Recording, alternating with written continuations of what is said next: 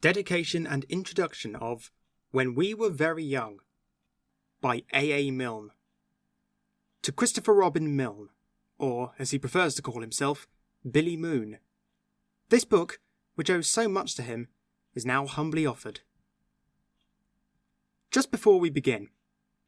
At one time, but I've changed my mind now, I thought I was going to write a little note at the top of each of these poems in the manner of Mr. William Wordsworth, who liked to tell his readers where he was staying and which of his friends he was walking with, and what he was thinking about when the idea of writing his poem came to him.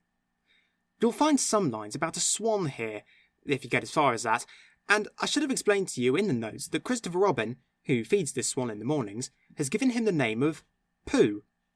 This is a very fine name for a swan, because if you call him and he doesn't come, which is a thing swans are good at, then you could pretend that you were just saying Pooh, to show how little you wanted him. Well, I should have told you that there are 6 cows who come down to Pooh's lake every afternoon to drink, and of course they say moo as they come. So I thought to myself one fine day, walking with my friend Christopher Robin, moo rhymes with Pooh. Surely there's a bit of poetry to be got out of that. Well then, I began to think about the swan on his lake, and at first I thought how lucky it was that his name was Pooh, and then I didn't think about that any more, and the poem came quite differently from what I intended. And all I can say for it now is that if it hadn't been for Christopher Robin, I shouldn't have written it, which indeed is all I can say for any of the others. So this is why these verses go about together, because they're all friends of Christopher Robin. And if I left one out because it wasn't quite like the one before, then I should have to leave out the one before because it wasn't quite like the next, which would be disappointing for them. Then there's another thing. You may wonder sometimes who's supposed to be saying the verses. Is it the author, that strange but uninteresting person? Or is it Christopher Robin? Or some other boy or girl? Or nurse? Or who? If I'd followed Mr. Wordsworth's plan, I could have explained this each time, but as it is, you'll have to decide for yourselves. If you're not quite sure, then it's probably who. I don't know if you've ever met Who, but he's one of those curious children who look 4 on Monday and 8 on Tuesday and are really 28 on Saturday, and you never know whether it's the day when he can pronounce his R's. He had a great deal to do with these verses. In fact, you might almost say that this book is entirely the unaided work of Christopher Robin, Who, and Mr. Shepherd, who drew the pictures. They've said thank you politely to each other several times, and now they say it to you for taking them into your house. Thank you so much for asking us. We've come. Alan Alexander Milne. End of dedication and introduction.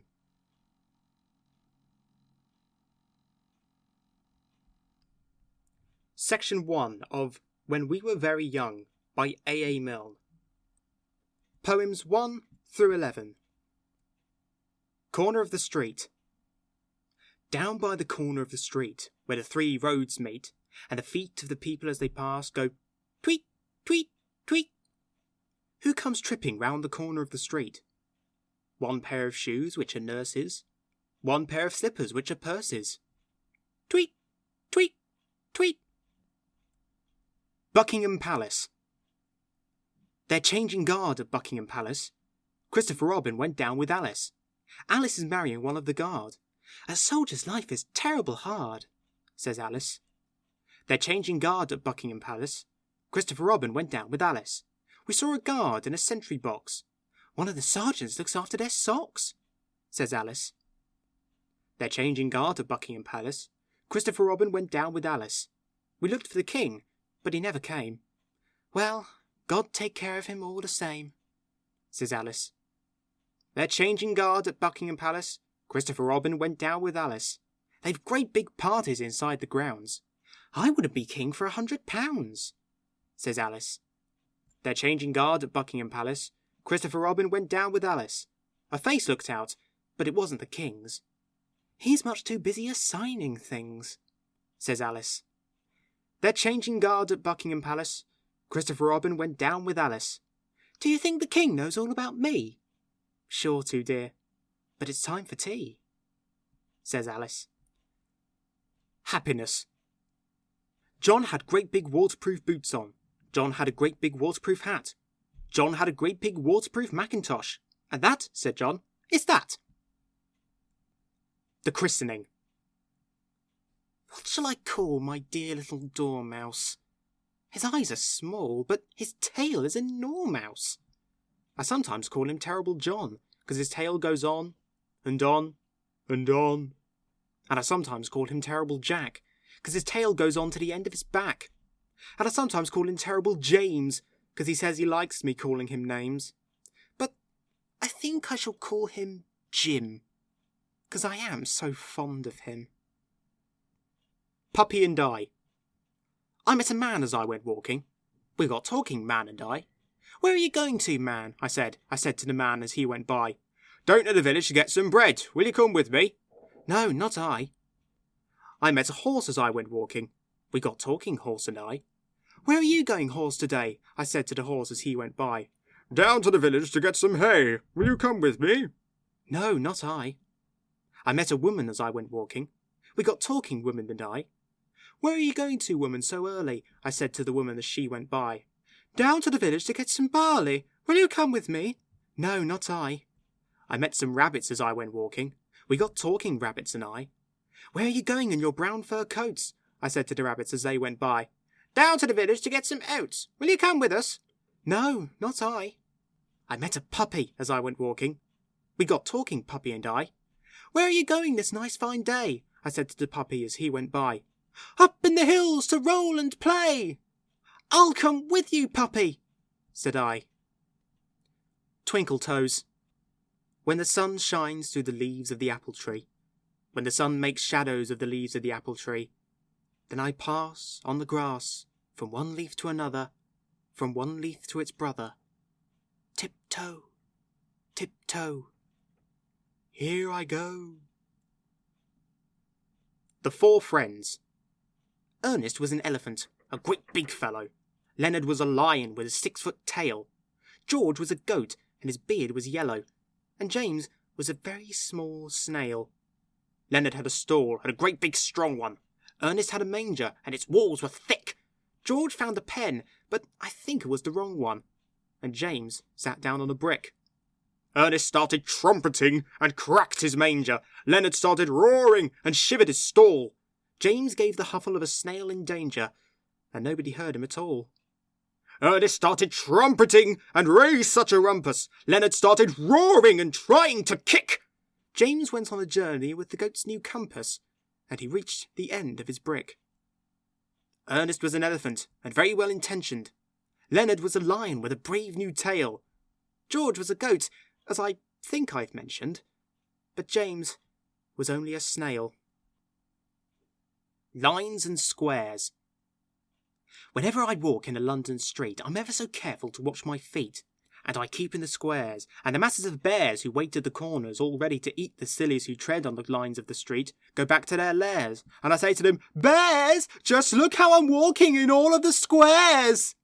And the little bears growl to each other, He's mine as soon as he's silly and steps on a line. And some of the bigger bears try to pretend that they came round the corner to look for a friend, and they try to pretend that nobody cares whether you walk on the lines or squares. But only the sillies believe their talk. It's ever so important how you walk.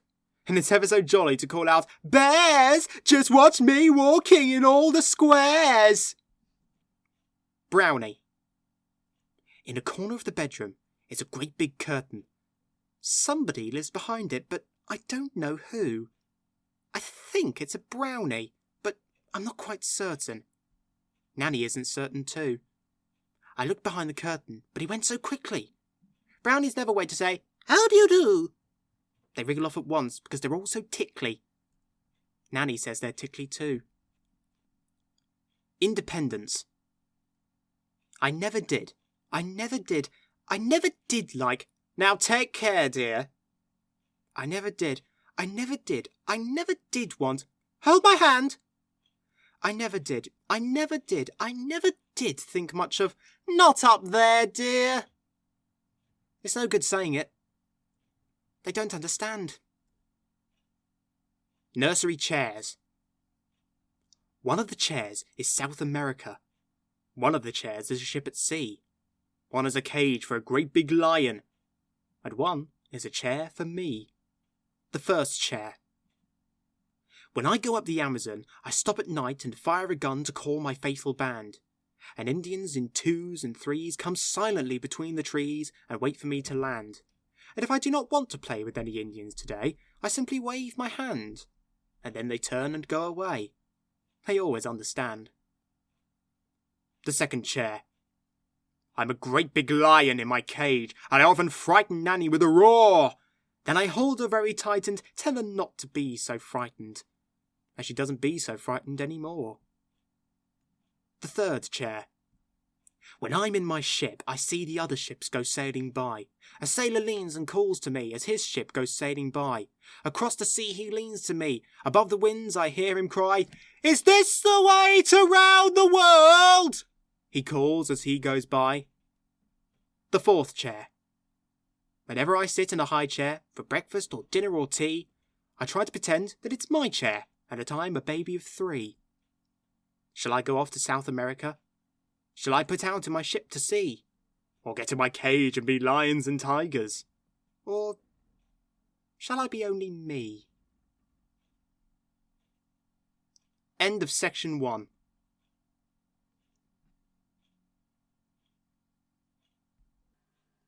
Section 2 of When We Were Very Young by A. Milne. Poems 12 to 22. Market Square.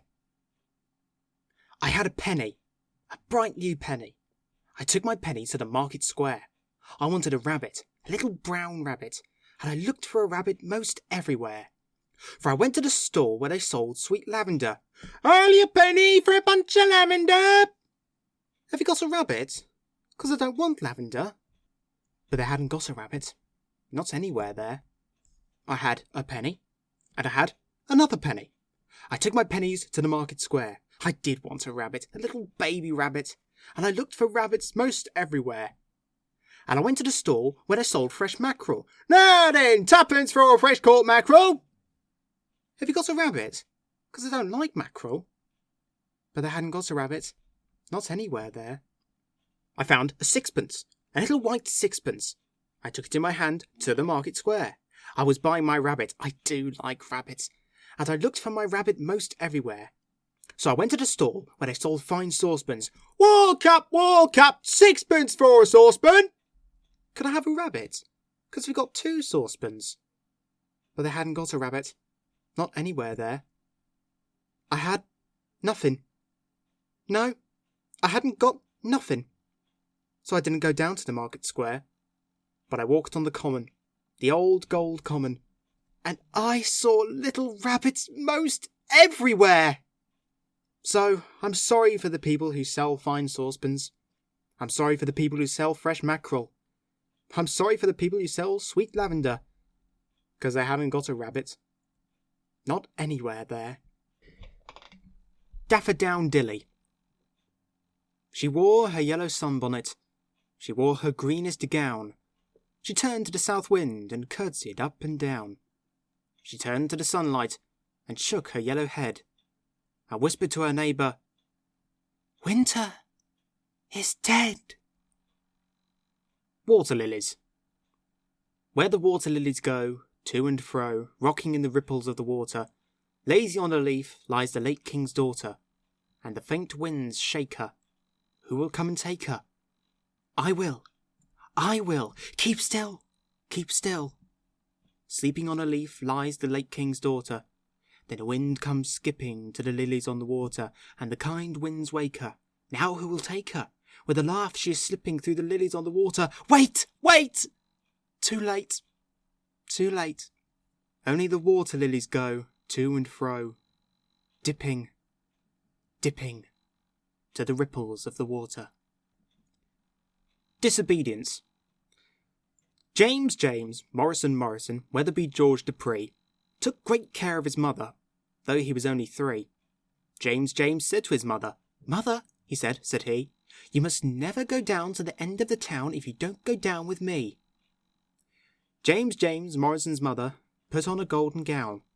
James Morrison's mother drove to the end of the town. James Morrison's mother said to herself, said she, "I could get right down to the end of the town and be back in time for tea." King John put up a notice. Lost, stolen, or strayed, James Morrison's mother seems to have been mislaid. Last seen, wandering vaguely, quite of her own accord, she tried to get down to the end of the town. 40 shillings reward. James Morrison, commonly known as Jim, told his other relations not to go blaming him. James said to his mother, "Mother," he said he, "you must never go down to the end of the town without consulting me." James Morrison's mother hasn't been heard of since. King John said he was sorry. So did the Queen and Prince. King John, somebody told me, said to a man he knew, "If people go down to the end of the town, well, what can anyone do?" Now then, very softly. J.M.M.W.G. to P. took great care of his mother, though he was only 3. J. said to his mother, "Mother," he said he, "you must never go down to the end of the town if you don't go down with me." Spring morning.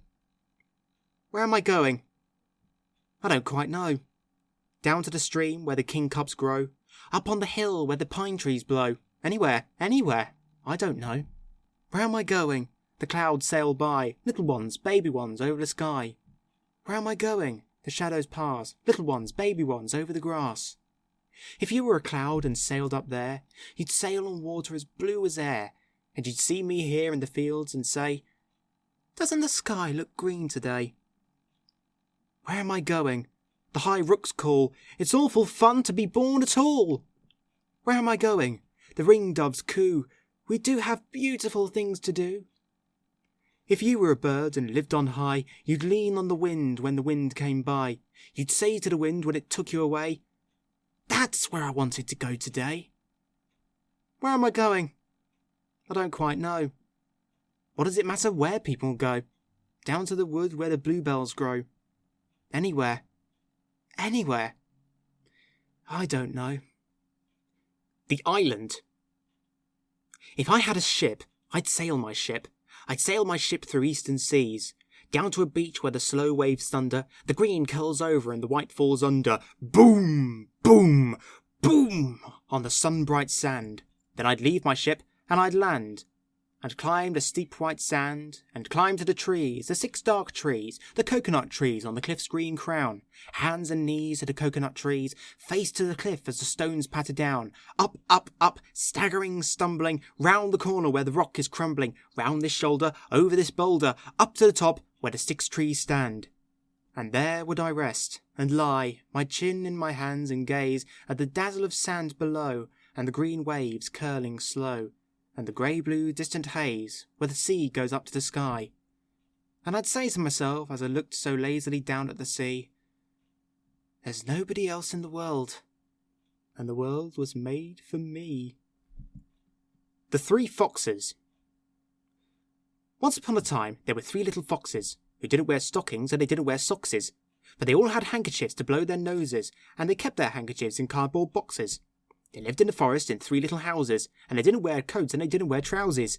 They ran through the woods on their little bare tootses, and they played touch last with a family of mouses. They didn't go shopping in the high street shopses, but caught what they wanted in the woods and copses. They all went fishing and they caught 3 wormses. They went out hunting and they caught 3 wopses.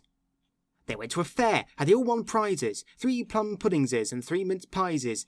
They rode on elephants and swang on swingses, and hit 3 coconuts at coconut shizes. That's all I know of the 3 little foxes who kept their handkerchiefs in cardboard boxes. They lived in the forest in 3 little houses, but they didn't wear coats, and they didn't wear trousers, and they didn't wear stockings, and they didn't wear sockses. Politeness. If people ask me, I always tell them, "Quite well, thank you, I'm very glad to say." If people ask me, I always answer, "Quite well, thank you, how are you today?" I always answer, I always tell them, if they ask me politely. But sometimes I wish that they wouldn't. Jonathan Joe. Jonathan Joe has a mouth like an O, and a wheelbarrow full of surprises. If you ask for a bat, or for something like that, he's got it whatever the size is. If you're wanting a ball, it's no trouble at all. Why, the more that you ask for, the merrier. like a hoop and a top and a watch that won't stop and some sweets and an Aberdeen Terrier. Jonathan Joe has a mouth like an O, but this is what makes him so funny. If you give him a smile only once in a while, then he never expects any money. At the zoo. There are lions and roaring tigers and enormous camels and things. There are buffalo bisons and a great big bear with wings. There's a sort of a tiny potamus and a tiny rhinoceros too. But I gave buns to the elephant when I went down to the zoo. There are badgers and bidgers and bodgers and a superintendent's house. There are masses of goats and a polar and different kinds of mouse. And I think there's a sort of a something which is called a wallaboo. But I gave buns to the elephant when I went down to the zoo. If he tries to talk to the bison, he never quite understands. You can't shake hands with him, Mingo. He doesn't like shaking hands. And lions and roaring tigers hate saying, "How do?" But I give buns to the elephant when I go down to the zoo. Rice pudding. What is the matter with Mary Jane? She's crying with all her might and main. And she won't eat her dinner. Rice pudding again. What is the matter with Mary Jane? What is the matter with Mary Jane? I've promised her dolls and a daisy chain and a book about animals, all in vain. What is the matter with Mary Jane? What is the matter with Mary Jane? She's perfectly well and she hasn't a pain, but look at her, now she's beginning again. What is the matter with Mary Jane? What is the matter with Mary Jane? I've promised her sweets and a ride in the train, and I've begged her to stop for a bit and explain. What is the matter with Mary Jane? What is the matter with Mary Jane? She's perfectly well and she hasn't a pain. And it's lovely rice pudding for dinner again. What is the matter with Mary Jane? End of section 2.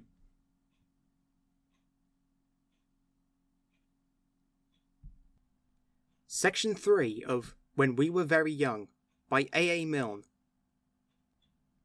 Poems 23 to 33. Missing.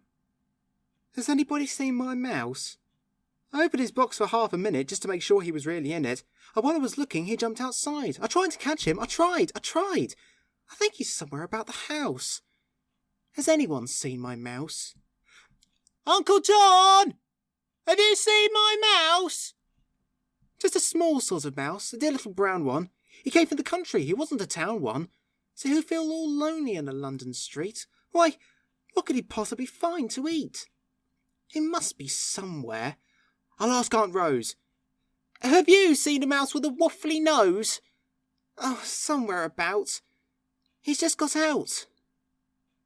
Hasn't anybody seen my mouse? The King's Breakfast. The King asked the Queen, and the Queen asked the dairymaid, "Could we have some butter for the royal slice of bread?" The Queen asked the dairymaid. The dairymaid said, "Certainly, I'll go and tell the cow now before she goes to bed." The daisymaid curtsied and went and told the Alderney. "Don't forget the butter for a royal slice of bread." The Alderney said sleepily, "You better tell His Majesty that many people nowadays like marmalade instead." The dairymaid said, "Fancy!" and went to Her Majesty. She curtsied to the Queen, and she turned a little red. "Excuse me, Your Majesty, for taking of the liberty, but marmalade is tasty if it's very thickly spread." The Queen said, "Oh," and went to His Majesty. "Talking of the butter for the royal slice of bread, many people think that marmalade is nicer. Would you like to try a little marmalade instead?" The King said, "Bother." And then he said, "Oh, dear me." The King sobbed, "Oh, dearie me," and went back to bed. "Nobody," he whimpered, "could call me a fussy man. I only want a little bit of butter for my bread." The Queen said, "There, there," and went to the dairymaid. The dairymaid said, "There, there," and went to the shed. The cow said, "There, there, I didn't really mean it. Here's milk for his porringer and butter for his bread." The Queen took the butter and brought it to His Majesty. The King said, "Butter, eh?" and bounced out of bed. "Nobody," he said, as he kissed her tenderly. "Nobody," he said, as he slid down the banisters. "Nobody, my darling, could call me a fussy man, but I do like a little bit of butter to my bread." Hoppity. Christopher Robin goes hoppity, hoppity, hoppity, hoppity, hop. Whenever I tell him politely to stop it, he says he can't possibly stop. If he stopped hopping, he couldn't go anywhere. Poor little Christopher couldn't go anywhere. That's why he always goes hoppity, hoppity, hoppity, hoppity, hop. At home. I want a soldier in a busby. I want a soldier to come and play with me. I'd give him cream cakes, big ones, sugar ones. I'd give him cream cakes and cream for his tea. I want a soldier, a tall one, a red one. I want a soldier who plays on the drum. Daddy's going to get one. He's written to the shop man. Daddy's going to get one as soon as he can come. The wrong house. I went into a house, and it wasn't a house.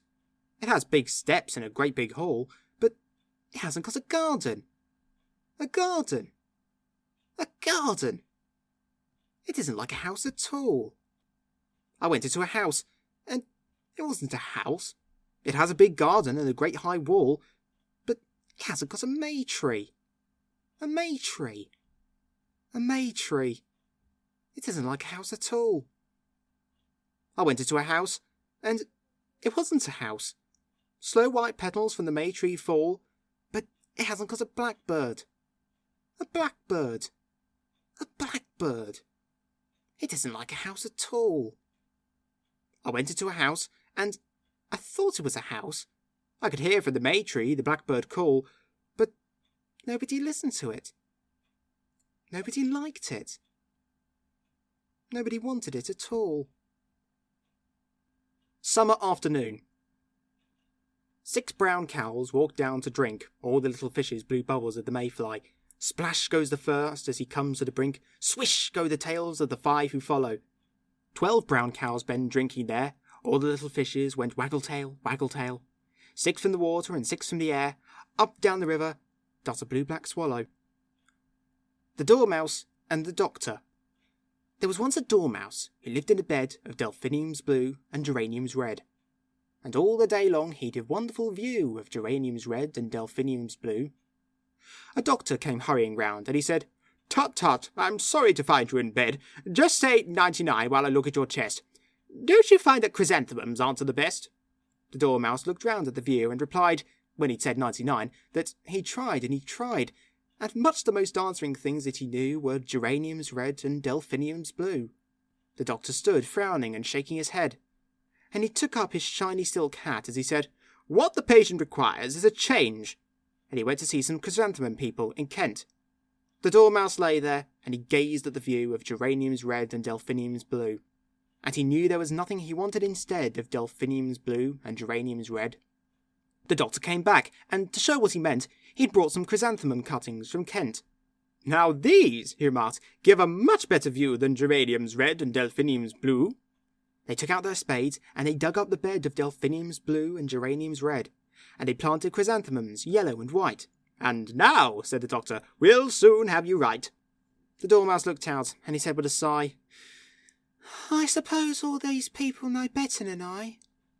It was silly, perhaps, but I did like the view of geraniums red and delphiniums blue." The doctor came round and examined his chest and ordered him nourishment, tonics and rest.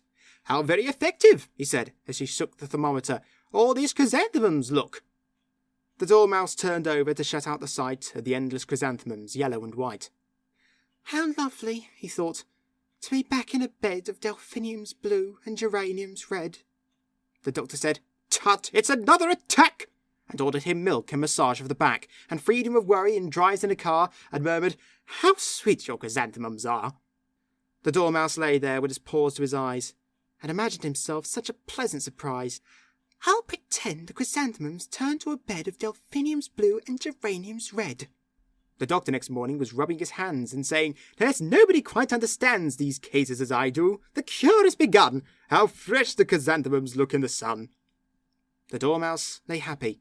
His eyes were so tight, he could see no chrysanthemums, yellow or white, and all that he felt at the back of his head were delphiniums blue and geraniums red.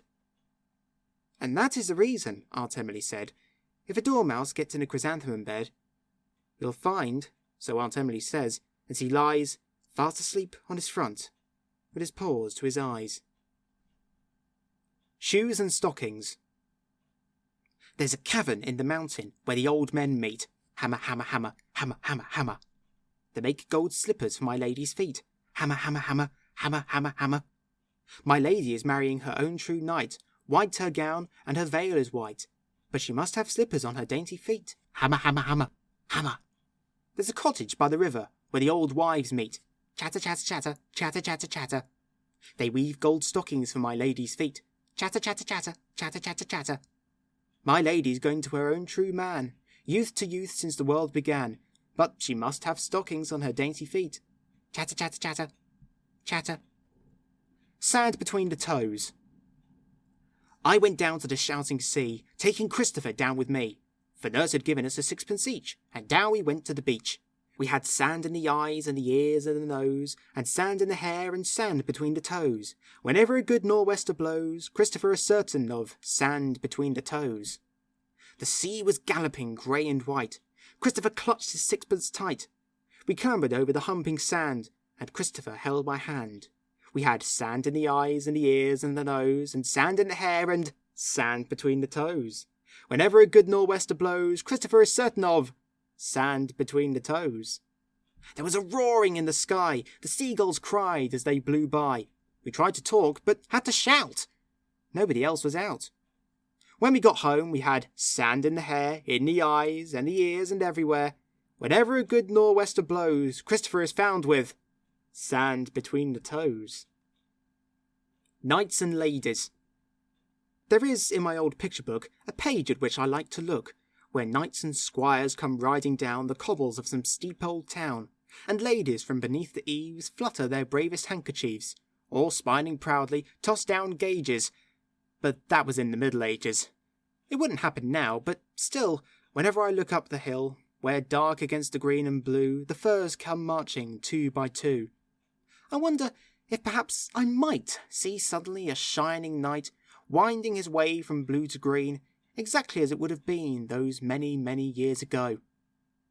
Perhaps I might. You never know. Little Bo Peep and Little Boy Blue. What have you done with your sheep, Little Bo Peep? What have you done with your sheep, Bo Peep? Little Boy Blue, what fun! I've lost them, every one! Oh, what a thing to have done, Little Bo Peep. What have you done with your sheep, Little Boy Blue? What have you done with your sheep, Boy Blue? Little Bo Peep, my sheep went off when I was asleep.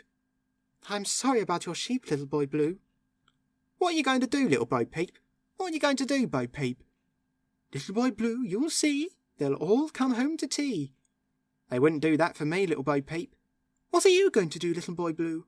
What are you going to do, Boy Blue? Little Bo Peep, I'll blow my horn for an hour or so. Isn't that rather slow, Little Boy Blue? Whom are you going to marry, Little Bo Peep? Whom are you going to marry, Bo Peep? Little Boy Blue, I'd like to marry you. I think I should like it too, Little Bo Peep. Where are we going to live, Little Boy Blue? Where are we going to live, Boy Blue? Little Bo Peep, up in the hills with the sheep. And you'll love your Little Bo Peep, Little Boy Blue? I'll love you forever and ever, Little Bo Peep. I'll love you forever and ever, Bo Peep. Little Boy Blue, my dear, keep near, keep very near. I shall always be here, Little Bo Peep. End of section 3.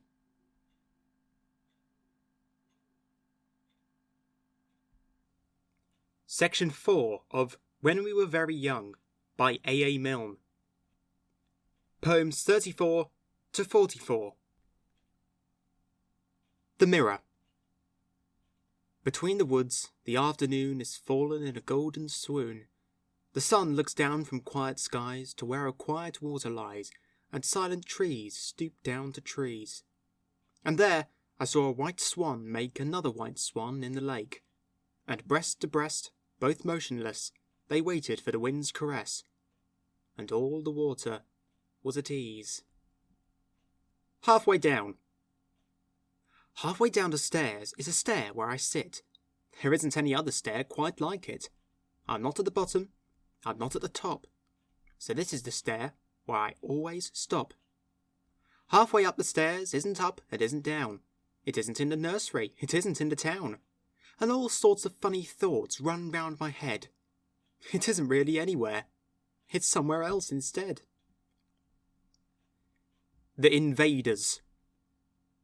In careless patches through the wood, the clumps of yellow primrose stood, and sheets of white anemones, like driven snow against the trees, had covered up the violet, but left the bluebell bluer yet. Along the narrow carpet ride, with primroses on either side, between their shadows and the sun, the cows came slowly, one by one, breathing the early morning air, and leaving it still sweeter there. And one by one, intent upon their purposes, they followed on in ordered silence, and were gone. But all the little wood was still, as if it waited so, until some blackbird on an outpost yew, watching the slow procession through, lifted his yellow beak at last to whistle that the line had passed.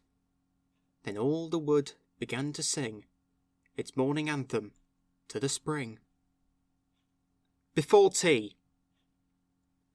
Emmeline has not been seen for more than a week. She slipped between the two tall trees at the end of the green.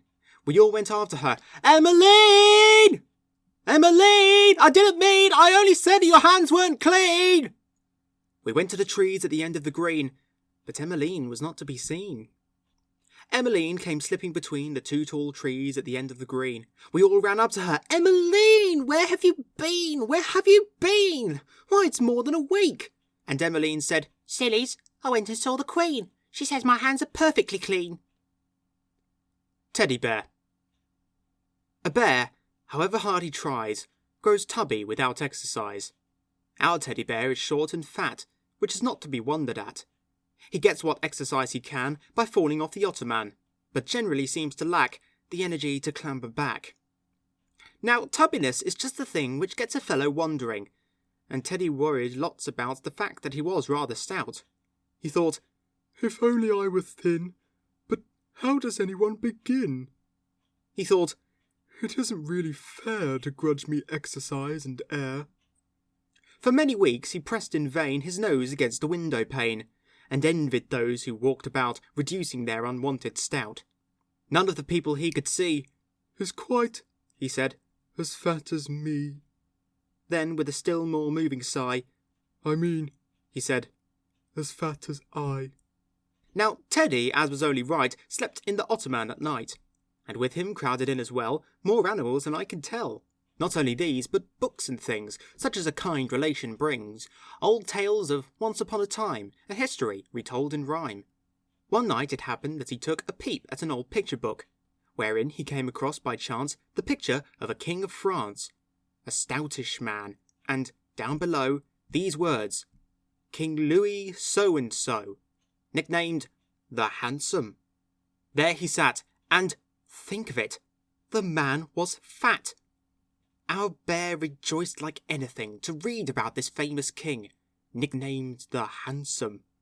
There he sat, and suddenly the man was fat, nicknamed the Handsome. Not a doubt, the man was definitely stout. Why then, a bear, for all his tub, might yet be named the Handsome Cub. Might yet be named. Or did he mean that years ago he might have been? For now he felt a slight misgiving. Is Louis so-and-so still living? Fashions in beauty have a way of altering from day to day. Is handsome Louis with us yet? Unfortunately, I forget. Next morning, nose to window pane, the doubt occurred to him again. One question hammered in his head. Is he alive or is he dead? Thus, nose to pane, he pondered, but the lattice window, loosely shut, swung open, with one startled "Oh!" Our Teddy disappeared below. There happened to be passing by a plump man with a twinkling eye, who, seeing Teddy in the street, raised him politely to his feet, and murmured kindly in his ear soft words of comfort and of cheer. "Well, well, allow me, not at all. Tut, tut, a very nasty fall." Our Teddy answered not a word. It's doubtful if he even heard. Our bear could only look and look. The stout man in the picture book. That handsome king. Could this be he, this man of adiposity? Impossible, he thought, but still, no harm in asking. Yes, I will. Are you, he said, by any chance His Majesty the King of France? The other answered, I am that, bowed stiffly and removed his hat. Then said, Excuse me, with an air, but is it Mr. Edward Bear? And Teddy, bending very low, replied politely, Even so. They stood beneath the window there, the king and Mr. Edward Bear, and, handsome, if a trifle fat, talked carelessly of this and that. Then said his Majesty, Well, well, I must get on, and rang the bell. Your bear, I think, he smiled. Good day, and turned and went upon his way. A bear, however hard he tries, grows tubby without exercise. Our teddy bear is short and fat, which is not to be wondered at. But do you think it worries him to know that he is far from slim?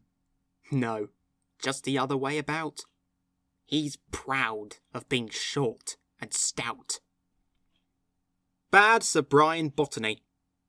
Sir Brian had a battle-axe with great big knobs on. He went among the villagers and blipped them on the head. On Wednesday and on Saturday, but mostly on the latter day, he called at all the cottages, and this is what he said. I am Sir Brian! Tingling! I am Sir Brian! Rat-tat! I am Sir Brian, as bold as a lion! Take that, and that, and that! Sir Brian had a pair of boots with great big spurs on, a fighting pair of which he was particularly fond. On Tuesday and on Friday, just to make the street look tidy, he'd collect the passing villagers and kick them in the pond. I am Sir Brian! Splash! I am Sir Brian! Splosh! I am Sir Brian, as bold as a lion. Is anyone else for a wash? Sir Brian woke one morning, but he couldn't find his battle-axe. He walked into the village in his second pair of boots. He'd gone 100 paces when the street was full of faces, and the villagers were round him with ironical salutes. You are Sir Brian? Indeed. You are Sir Brian? Dear, dear. You are Sir Brian, as bold as a lion. Delighted to meet you here. Sir Brian went on a journey, and he found a lot of duckweed. They pulled him out and dried him, and they blipped him on the head. They took him by the breeches, and they hurled him into ditches, and they pushed him under waterfalls, and this is what they said. You are Sir Brian? Don't laugh. You are Sir Brian? Don't cry. You are Sir Brian, as bold as a lion. Sir Brian the lion, goodbye. Sir Brian struggled home again, and chopped up his battle-axe. Sir Brian took his fighting boots and threw them in the fire. He's quite a different person now he hasn't got his spurs on, and he goes about the village as B. Botany, Esquire. I am Sir Brian? Oh no. I am Sir Brian? Who's he? I haven't got any title. I'm Botany. Plain Mr. Botany. B. In the fashion. A lion has a tail, and a very fine tail, and so has an elephant, and so has a whale, and so has a crocodile, and so has a quail. They've all got tails. But me, if I had sixpence, I would buy one. I'd say to the shopman, let me try one. I'd say to the elephant, this is my one. They'd all come round to see. Then I'd say to the lion, why, you've got a tail. And so has the elephant, and so has the whale. And look, there's a crocodile. He's got a tail. You've all got tails like me. The Alchemist. There lives an old man at the top of the street, and the end of his beard reaches down to his feet. And he's just the one person I'm longing to meet. I think that he sounds so exciting, for he talks all the day to his tortoiseshell cat, and he asks about this and explains about that, and at night he puts on a big wide awake, so as not to go to sleep, hat, and sits in the writing room, writing. He's worked all his life, and he's terribly old, at a wonderful spell which says, Lo and behold, your nursery fender is gold. And it's gold, or the tongs, or the rod for the curtain. But somehow he hasn't got hold of it quite, or the liquid you pour on it first isn't right. So that's why he works at it night after night, till he knows he can do it for certain. Growing up. I've got shoes with grown-up laces. I've got knickers and a pair of braces. I'm all ready to run some races. Who's coming out with me? I've got a nice new pair of braces. I've got shoes with new brown laces. I know wonderful paddly places. Who's coming out with me? Every morning my new graces. Thank you, God, for my nice new braces. I can tie my new brown laces. Who's coming out with me? If I were king. I often wish I were a king, and then I could do anything. If only I were king of Spain, I'd take my hat off in the rain. If only I were king of France, I wouldn't brush my hair for aunts. I think if I were king of Greece, I'd push things off the mantelpiece. If I were king of Norway, I'd ask an elephant to stay. If I were king of Babylon, I'd leave my button gloves undone. If I were king of Timbuktu, I'd think of lovely things to do. If I were king of anything, I'd tell the soldiers. I'm the king. Vespers. This poem, being in the library of the Queen's Doll's House, is printed here by special permission. Little boy kneels at the foot of the bed, droops on the little hands the little gold head. Hush, hush, whisper who dares. Christopher Robin is saying his prayers. God bless Mummy. I know that's right. Wasn't it fun in the bath tonight? The cold's so cold and the hot's so hot. Oh, God bless Daddy. I quite forgot. If I open my fingers a little bit more, I could see Nanny's dressing gown on the door. It's beautiful blue, but it hasn't a hood. Oh, God bless Nanny and make her good. Mine has a hood, and I lie in bed, and I pull the hood right over my head, and I shut my eyes and I curl up small, and nobody knows that I'm there at all. Oh, thank you, God, for a lovely day. And what was the other I had to say? I said, bless Daddy, so what can it be? Oh, now I remember. God bless me. Little boy kneels at the foot of the bed, droops on the little hands the little gold head. Hush, hush, whisper who dares. Christopher Robin is saying his prayers. End of section 4 and end of When We Were Very Young by A. Milne. This book was read by Matthew Soanes.